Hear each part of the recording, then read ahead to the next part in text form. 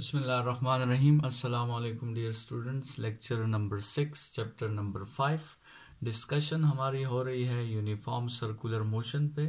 Students, कल के lecture में हमने यूनिफॉर्म सर्कुलर मोशन डिफाइन किया था।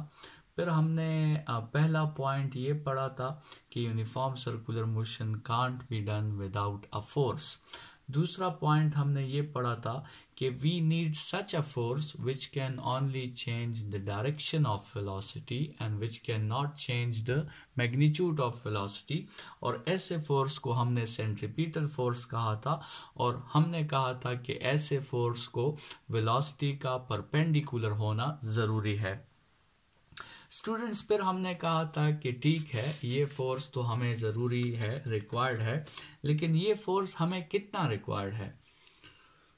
क्वेश्चन नंबर 3 जो हमारा था वो ये था कि आपके साथ how much force is required. तो स्टूडेंट्स, उसका भी हमने आंसर कर दिया, और उसके रिक्वायरमेंट का फार्मूला जो है वो हमने मेंशन कर दिया, जो हमारे साथ था mv²/r। उसी रिक्वायरमेंट के फार्मूला को हमने स्केलर फॉर्म्स में भी डिस्कस किया, वेक्टर फॉर्म्स में भी डिस्कस किया, और हमने उसी रिक्वायरमेंट के फार्मूला को एंगुलर फॉर्म में भी डिस्कस किया। तो स्टूडेंट्स, 3 क्वेश्चंस तो हमारे कल के लेक्चर में जो है ख़त्म हो गए थे। चौथा क्वेश्चन जो बहुत ज़रूरी क्वेश्चन है स्टूडेंट्स, वो ये है कि हु विल प्रोवाइड इट।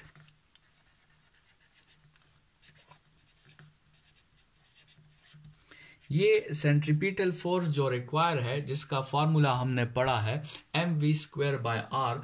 तो क्वेश्चन ये है कि ये फोर्स कौन प्रोवाइड करेगा, कौन सा ऐसा सोर्स होगा जो ये फोर्स प्रोवाइड करेगा।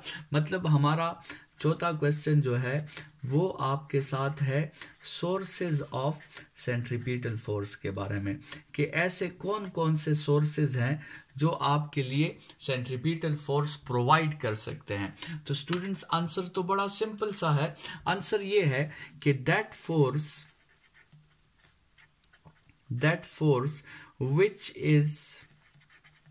which is perpendicular to velocity।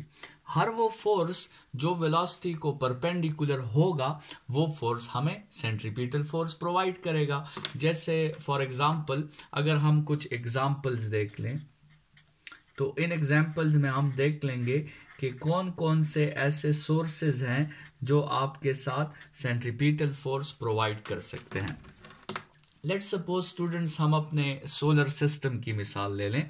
हमारे साथ सोलर सिस्टम में दरमियान में हमारे साथ सन है, और हमारा जो प्लेनेट है अर्थ, वो क्या कर रहा है, वो इस सन से स्टूडेंट्स रिवोल्यूशंस कर रहा है, वो इस सन से सर्कुलर मोशन कर रहा है। तो इस केस में जो अर्थ और सन के दरमियान एक फोर्स है, जिसे हम ग्रेविटेशनल फोर्स कहते हैं, जिसकी डायरेक्शन सन के सेंटर की तरफ है।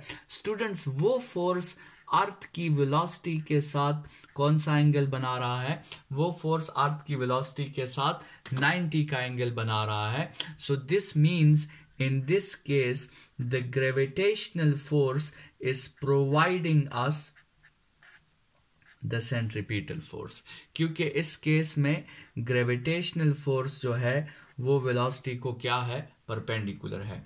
इसी तरह स्टूडेंट्स, अगर हम एक और एग्जांपल ले लें एक एटम का, जिसमें हमारे साथ दरमियान में न्यूक्लियस होता है, और एक इलेक्ट्रॉन जो है उस न्यूक्लियस के अगेंस्ट क्या करता है, एक सर्कुलर पाथ में रोटेट कर रहा होता है। तो यहाँ पर न्यूक्लियस के दरमियान और इलेक्ट्रॉन के दरमियान एक इलेक्ट्रिक फोर्स होता है, जिसको हम कूलम फोर्स भी कहते हैं। वो इलेक्ट्रिक फोर्स स्टूडेंट्स क्या करता है कि वो इलेक्ट्रॉन की वेलोसिटी के साथ कौन सा एंगल बनाता है, 90 का एंगल बनाता है। तो यहाँ पर आपके साथ जो इलेक्ट्रिक फोर्स है वो आपके साथ क्या प्रोवाइड कर रहा है, वो आपके साथ सेंट्रीपिटल फोर्स प्रोवाइड कर रहा है। स्टूडेंट्स, अगर हम एक रस्सी के साथ एक पत्थर जो है वो बांध दे और उस रस्सी को सर्कुलेट करना शुरू कर दें एक सर्कुलर पाथ में, तो यहाँ पर स्टूडेंट्स जो इस रस्सी का फोर्स है जिसे हम नॉर्मली टेंशन कहते हैं, वो टेंशन इस बॉडी की या इस पत्थर की वेलोसिटी को क्या है, परपेंडिकुलर है। तो ऐसे केस में स्टूडेंट्स आपके साथ टेंशन का फोर्स भी सेंट्रीपिटल फोर्स आपके लिए प्रोवाइड कर सकता है। स्टूडेंट्स ये टॉपिक तो हमने नहीं पढ़ा, आगे हम पढ़ेंगे सेकेंड ईयर में, लेकिन एक रीजन में अगर मैग्नेटिक फील्ड होती है, एक रीजन में आपके साथ क्या मौजूद हो, मैग्नेटिक फील्ड मौजूद हो, मैग्नेटिक फील्ड जो है वो मौजूद हो, और उस रीजन में हम क्या कर दें, एक चार्ज पार्टिकल को एंटर कर दें, तो ये चार्ज पार्टिकल इस रीजन में क्या शुरू कर देता है, ये चार्ज पार्टिकल इस रीजन में यूनिफॉर्म सर्कुलर मोशन शुरू कर देता है। मतलब इस केस में जो मैग्नेटिक फोर्स है, वो मैग्नेटिक फोर्स आपको क्या प्रोवाइड करता है, वो आपको सेंट्रीपिटल फोर्स प्रोवाइड करता है। और एक और एग्जांपल भी देख लें स्टूडेंट्स, अगर आपके साथ एक कर्व जो है वो लेट्स सपोज एक सड़क है कर्व, और उस कर्व सड़क पे आपके साथ एक गाड़ी है, लेट्स सपोज ये इस तरह की एक गाड़ी है जो टर्न लेना चाहती है, जो इस सर्कुलर पाथ पर टर्न लेना चाहती है, तो स्टूडेंट्स यहाँ पर इस वेलोसिटी के साथ जो है फ्रिक्शंस जो होते हैं इन टायर्स में, वो फ्रिक्शंस वहाँ पे आपके साथ क्या करते हैं, 90 एंगल बनाते हैं। मतलब आपके साथ जब गाड़ी एक सड़क पे टर्न्स लेती है तो फ्रिक्शंस आपको क्या प्रोवाइड करते हैं, फ्रिक्शंस आपको सेंट्रीपिटल फोर्स प्रोवाइड करते हैं। तो स्टूडेंट्स हर वो फोर्स आपको सेंट्रीपिटल फोर्स प्रोवाइड कर सकता है, हर वो फोर्स आपको सेंट्रीपिटल फोर्स का वो सोर्स बन सकता है अगर वो फोर्स वेलोसिटी को क्या हो, परपेंडिकुलर हो। हर वो फोर्स जो है वो अगर वो वेलोसिटी को परपेंडिकुलर हो तो वो फोर्स उस वक्त किसका रोल प्ले करेगा, वो फोर्स उस वक्त सेंट्रीपिटल का रोल प्ले करेगा। स्टूडेंट्स आप सेंट्रीपिटल फोर्स को इस तरह जो है समझने की कोशिश करें कि सेंट्रीपिटल फोर्स ये एक लेबल है, ठीक है, जो हर फोर्स पे लग सकता है, और ये लेबल जो है किसी फोर्स पे उस वक्त लगता है जब एक फोर्स वेलोसिटी को परपेंडिकुलर हो। तो चाहे वो ग्रेविटेशनल फोर्स हो, चाहे वो इलेक्ट्रिक फोर्स हो, चाहे वो टेंशन का फोर्स हो, चाहे वो मैग्नेटिक फोर्स हो, और चाहे वो फ्रिक्शंस हो आपके साथ, लेकिन अगर वो फोर्स वेलोसिटी को परपेंडिकुलर होंगे तो आपके साथ स्टूडेंट्स उस फोर्स पे कौन सा लेबल लग जाएगा, उस फोर्स पे आपके साथ सेंट्रीपिटल फोर्स का लेवल लग जाएगा। तो स्टूडेंट्स अब तक अगर हम रिवाइज करें कि जितने क्वेश्चंस हमने आंसर किए, सबसे पहले क्वेश्चन हमने ये सीखा कि यूनिफॉर्म सर्कुलर मोशन में वेलोसिटी चेंज करती है, और वेलोसिटी चेंज तभी करती है जब फोर्स अप्लाई हो रहा हो। तो हमने कहा कि uniform circular motion is a motion which can't be done without a force, पहली बात। दूसरी बात हमने ये पढ़ी कि हमें ऐसा एक फोर्स चाहिए जो सिर्फ डायरेक्शन को चेंज कर सके, और ऐसे फोर्स का वेलोसिटी को परपेंडिकुलर होना मस्ट है, और ऐसे फोर्स को स्टूडेंट्स हमने सेंट्रीपिटल फोर्स का नाम दिया था। तीसरी बात, ये सेंट्रीपिटल फोर्स कितना चाहिए, उसकी रिक्वायरमेंट का फॉर्मूला हमने पढ़ा, mv² डिवाइडेड बाय r। चौथी बात, कौन प्रोवाइड करेगा, तो स्टूडेंट्स हर वो फोर्स इसे प्रोवाइड कर सकता है जो वेलोसिटी को परपेंडिकुलर होगा। ये लेबल हर उस फोर्स पे लग जाएगा जो वेलोसिटी को आपके साथ परपेंडिकुलर होगा। तो स्टूडेंट्स इस क्वेश्चन के बाद जो इम्पॉर्टेंट तरीन क्वेश्चन है वो आपके साथ स्टूडेंट्स ये है कि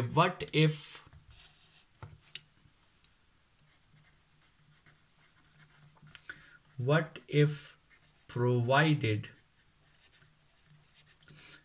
is not equal to requirement। क्या होगा अगर प्रोवाइड जो है वो रिक्वायरमेंट के इक्वल ना हो। स्टूडेंट्स लेट्स सपोज हम एक ऐसा केस ले लेते हैं कि जिसमें आपके साथ एक गाड़ी जो है वो टर्न ले रही है। आपके साथ एक गाड़ी है, लेट्स सपोज आप इसको गाड़ी कंसिडर करें, और ये सर्कुलर पाथ पे क्या ले रही है, टर्न ले रही है। कंसिडर करें कि इस सर्कुलर पाथ का, लेट्स सपोज ये इस सर्कुलर पाथ का सेंटर है, और इस सर्कुलर पाथ के सेंटर से बॉडी का या इस कार का जितना फासला है कंसिडर करें कि वो 10 मीटर है। ठीक है, मतलब रेडियस की वैल्यू जो है आपके साथ कितनी हो गई, वो आपके साथ 10 मीटर हो गई। कंसिडर करें कि इस कार का मास जो है वो आपके साथ है 1000 kg। कार का मास आपके साथ 1000 kg है, और ये जिस स्पीड से रोटेट होना चाहती है ये कार इस सर्कल में, जिस यूनिफॉर्म स्पीड से ये रोटेट होना चाहती है, लेट्स सपोज इसकी वैल्यू है 10 मीटर्स पर सेकेंड। तो ये उस कार के लिए कुछ डेटा है जिसको हम यूज करके रिक्वायरमेंट मालूम कर सकते हैं, जिसको यूज करके हम ये मालूम कर सकते हैं कि इस कार को रोटेट होने के लिए कितना फोर्स रिक्वायर होगा। तो वो तो आपके साथ होगा mv²/r। तो इसमें अगर आप वैल्यूज पुट करें, m की वैल्यू आपकी 10 हो जाएगी, v की वैल्यू m की वैल्यू जो है वो आपकी 1000 हो जाएगी, v की वैल्यू आपकी 10² डिवाइडेड बाय 10। ये 10 एक 10 के साथ स्क्वायर में एक 10 के साथ कैंसिल कर लें तो आपको पता चल जाएगा कि the centripetal force is 10,000 Newton. इतना फोर्स रिक्वायर्ड है। ये आपके साथ किसकी वैल्यू आई, ये आपके साथ वैल्यू आई रिक्वायरमेंट की।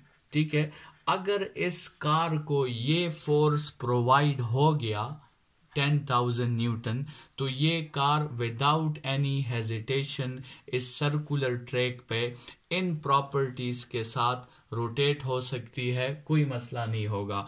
लेकिन स्टूडेंट्स अगर आप कंसिडर करें कि इस केस में, जैसे हमने थोड़ी देर पहले भी बात की, कि इस केस में कौन आपको सेंट्रीपिटल फोर्स प्रोवाइड करेगा, इस केस में फ्रिक्शंस आपको सेंट्रीपिटल फोर्स प्रोवाइड करेंगे। हो सकता है स्टूडेंट्स कि इस कार और रोड के दरमियान जो फ्रिक्शंस की मैक्सिमम वैल्यू हो सकता है वो 10,000 ना हो सकता है वो आपके साथ 9,000 हो। फ्रिक्शंस तो एक मैक्सिमम लिमिट तक आपको जो है हेल्प कर सकते हैं, उसके बाद तो फ्रिक्शंस आपको हेल्प नहीं करेंगे। तो कंसिडर करें कि अगर आपके साथ मैक्सिमम फ्रिक्शंस जो हैं वो 9,000 न्यूटन है, लेकिन रिक्वायरमेंट आपकी कितनी है, रिक्वायरमेंट आपकी 10,000 न्यूटन है। तो स्टूडेंट्स जब तक आपको ये 10,000 न्यूटन नहीं मिलेगी, आप इस सर्कल में इन प्रॉपर्टीज के साथ रोटेट नहीं कर सकते। तो स्टूडेंट्स यहाँ पे ये क्वेश्चन हमने आंसर करना है कि क्या होगा जब प्रोवाइडेड रिक्वायरमेंट के इक्वल नहीं होगा। अगर लेट्स सपोज प्रोवाइडेड 9,000 न्यूटन है लेकिन रिक्वायरमेंट 10,000 न्यूटन है, अगर आपके साथ, जैसे यहाँ पे हमने ये केस पढ़ा कि इसमें प्रोवाइडेड जो है वो क्या है, वो लेस है रिक्वायरमेंट से, तो स्टूडेंट्स ऐसे केस में क्या होगा। तो याद रखें कि जब तक ये दोनों इक्वल नहीं हो पाते, प्रोवाइडेड और रिक्वायरमेंट दोनों इक्वल नहीं हो पाते, तो याद रखें कि uniform circular motion is not possible. जब तक ये दोनों अनइक्वल होंगे, यूनिफॉर्म सर्कुलर मोशन उस वक्त तक पॉसिबल नहीं होगा। तो स्टूडेंट्स फिर इस बॉडी को क्या करना होगा, अगर इसे 9,000 न्यूटन प्रोवाइड हो रहा है और उससे ज्यादा उसे प्रोवाइड नहीं हो सकता, तो स्टूडेंट्स इस कार को क्या करना है कि इस कार को अपनी रिक्वायरमेंट भी 10,000 से कहाँ लानी होगी, 10,000 से इसे अपनी रिक्वायरमेंट 9,000 पे लानी होगी। स्टूडेंट्स इस कार के साथ या इस ड्राइवर के साथ जो है अपनी रिक्वायरमेंट को डिक्रीज करने के लिए, अपनी रिक्वायरमेंट को 10,000 न्यूटन से 9,000 न्यूटन तक लाने के लिए स्टूडेंट्स उसके साथ 3 तरीके हैं, बल्कि जनरली उसके साथ 2 तरीके हैं। एक है मास का तरीका और दूसरा है स्पीड का तरीका। स्टूडेंट्स एक तो वो ये काम कर सकता है कि वो अपने मास को, कार का जो मास है वो 1000 kg से वो उसे डिक्रीज कर दें, मतलब कार से जो है कुछ आइटम्स जो हैं वो बाहर गिरा दें ताकि कार का मास जो है वो डिक्रीज हो जाए। और जब कार का मास डिक्रीज होगा तो ऑटोमेटिकली कार की जो सेंट्रीपिटल फोर्स की रिक्वायरमेंट है वो भी डिक्रीज हो जाएगी। या तो ये तरीका है स्टूडेंट्स, या फिर ये तरीका है कि वो टर्न लेते वक्त अपनी स्पीड को कम कर दें। अगर वो अपनी स्पीड को 10 मीटर्स पर सेकंड से डिक्रीज कर दें तो ऑटोमेटिकली सेंट्रीपिटल फोर्स की रिक्वायरमेंट जो है हो सकता है 10,000 से डिक्रीज होकर 9,000 पे आ जाए। स्टूडेंट्स अगर उस ड्राइवर ने अक्लमंदी से इन 2 बातों के बारे में नहीं सोचा तो तीसरा जो तरीका है स्टूडेंट्स वो है रेडियस का तरीका, और रेडियस उस पे फिर नेचर अप्लाई करेगी। नेचर इन दोनों को इक्वल करने के लिए स्टूडेंट्स रेडियस को क्या कर देगी, रेडियस को इंक्रीज कर देगी, जिसकी वजह से इस कार के बाहर की तरफ टॉपल होने का खतरा हो सकता है। तो स्टूडेंट्स अच्छी बात यह है कि आप किसी भी टर्न लेने से पहले आप ये सोच लें कि सेंट्रीपिटल फोर्स की रिक्वायरमेंट कितनी है और प्रोवाइड कितना हो सकता है। अदरवाइज अगर आपने इन दोनों को इक्वल नहीं किया बाय चेंजिंग द मास और वेलोसिटी, तो फिर जो नेचर आपके साथ करेगी रेडियस को बढ़ाकर आपको सर्कल से बाहर की तरफ गिरा सकती है। तो अक्सर औकात आपने देखा होगा कि टर्न्स पे जो है वो स्पीड लिमिट्स दी गई होती हैं। वो स्पीड लिमिट्स इसीलिए दी गई होती है कि अगर आप उस स्पीड लिमिट या उससे ज़्यादा स्पीड जो है उस टर्न में अप्लाई करोगे तो हो सकता है कि आपको उतनी सेंट्रीपिटल फोर्स प्रोवाइड ना हो जितनी आपकी रिक्वायरमेंट है। तो हो सकता है कि आप सर्कल के बाहर की तरफ या सड़क के बाहर की तरफ टॉपल हो जाएं। तो इसलिए उन स्पीड्स का ख्याल रखा करें। और स्टूडेंट्स आज के लेक्चर को हम इसी जगह पे वाइंड अप कर देते हैं। हमने तकरीबन यूनिफॉर्म सर्कुलर मोशन की सारी बातें जो डिस्कस कर ली हैं। एक चीज़ हम और भी यहाँ डिस्कस कर लेते हैं। सेंट्रीपिटल फोर्स को तो हमने डिटेल में पढ़ लिया है, लेकिन सेंट्रीपिटल फोर्स जो एक्सेलरेशन प्रोड्यूस करता है उस एक्सेलरेशन को हम सेंट्रीपिटल एक्सेलरेशन कहते हैं। सेंट्रीपिटल फोर्स क्या करता है, वो अपनी डायरेक्शन में सेंट्रीपिटल एक्सेलरेशन प्रोड्यूस करता है। जिस तरह according to Newton second law every force produces acceleration in its own direction, तो सेंट्रीपिटल फोर्स क्या करेगा, सेंट्रीपिटल फोर्स अपनी ही डायरेक्शन में सेंट्रीपिटल एक्सेलरेशन प्रोड्यूस करेगा। तो स्टूडेंट्स मतलब हम लिख सकते हैं according to Newton second law that centripetal force is equal to, अगर हम सिर्फ स्केलर फॉर्म लिखें, centripetal force is equal to m into centripetal acceleration. अगर हम इसको इक्वेशन 1 कह दें, और अभी थोड़ी देर पहले जो हमने रिक्वायरमेंट का फॉर्मूला पढ़ा वो हमने पढ़ा mv²/r, अगर हम इसको इक्वेशन 2 कह दें और इन दोनों सेंट्रीपिटल फोर्सेस को हम कंपेयर कर दें तो m into AC is equal to m into v²/r। तो अगर ये m और m हम कैंसिल कर दें तो आपके साथ सेंट्रीपिटल एक्सेलरेशन का फार्मूला आ जाएगा v²/r। स्टूडेंट्स ये वही फार्मूला है जो हमने चैप्टर नंबर 3 में सेंट्रीपिटल एक्सेलरेशन में पढ़ा था। Centripetal acceleration is equal to v²/r। Students अगर आप इसका वेक्टर फॉर्म लिखना चाहते हैं तो फिर वही तरीका होगा, आप v²/r वेक्टर लगा दोगे लेकिन यहाँ पे आप एक माइनस लगा दोगे क्योंकि आर वेक्टर की डायरेक्शन बाहर की तरफ होती है और उसी बाहर की डायरेक्शन को जब हम माइनस के साथ मल्टीप्लाई करेंगे तो डायरेक्शन खुद ब खुद इनवर्ड हो जाएगी और सेंट्रीपिटल एक्सेलरेशन की डायरेक्शन आपके साथ इनवर्ड होती है या सेंटर की तरफ होती है।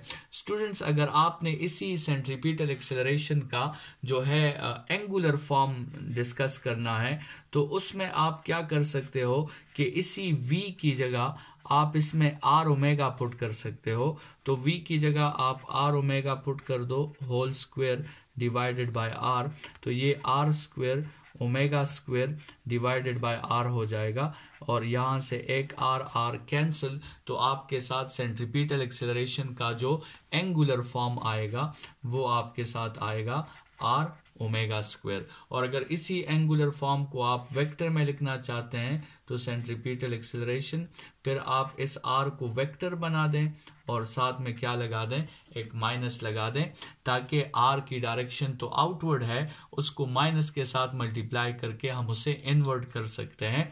तो ये कुछ मैथमेटिकल फॉर्म्स भी हमने साथ में सेंट्रीपिटल फोर्स और सेंट्रीपिटल एक्सेलरेशंस के डिस्कस कर लिए हैं। स्टूडेंट्स, आज के लेक्चर को यहीं पे वाइंड अप करते हैं।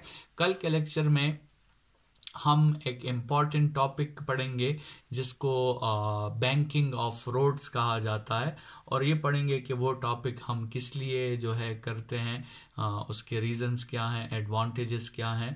तो कल के लेक्चर जो है वो हमारा बैंकिंग ऑफ रोड्स पे होगा। आज के लेक्चर के लिए इतना ही। Thank you students.